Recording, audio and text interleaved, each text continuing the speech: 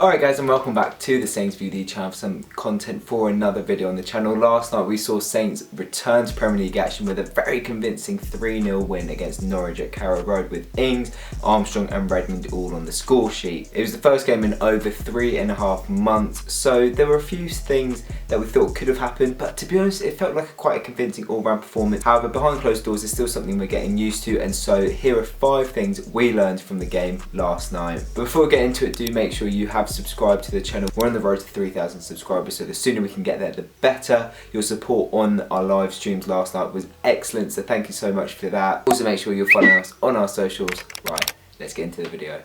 Now the first thing I learned from the game last night was the fact that actually Saints look quite fit. It's been 3.5 months, as I said earlier. It's been a very long time and we've only been back in training 3-4 weeks now.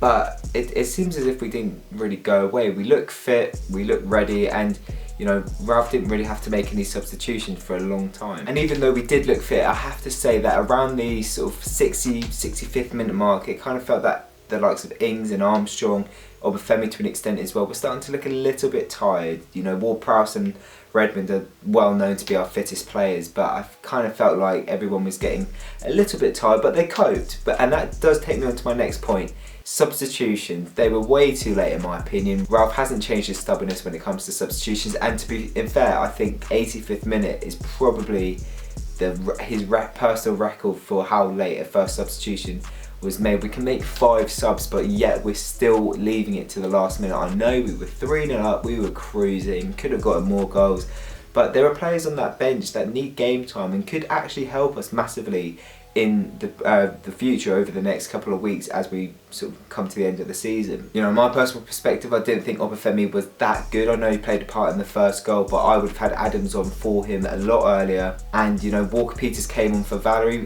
Why not earlier?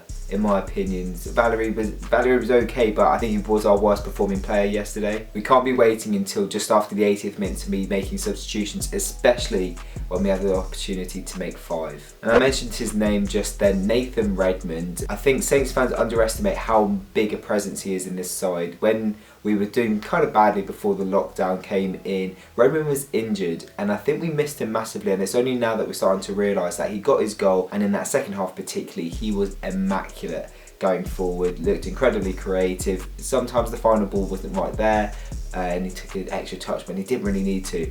But when he gets it right, he is unplayable. The 4th thing I learned was the fact that actually I think Saints will thrive with no fans. Our away form has been excellent all season. It's the joint 4th best in the entire league. However, the home form is very poor. And next up we have a home game. It'll be very interesting to see how we cope with that, because of course our home form has been shambolic, of not even just this season, for the last 2 or 3 years. And you know, we've done so well away from home, and that's, you know, typically with home fans, you don't have your own fans with you, or you have few.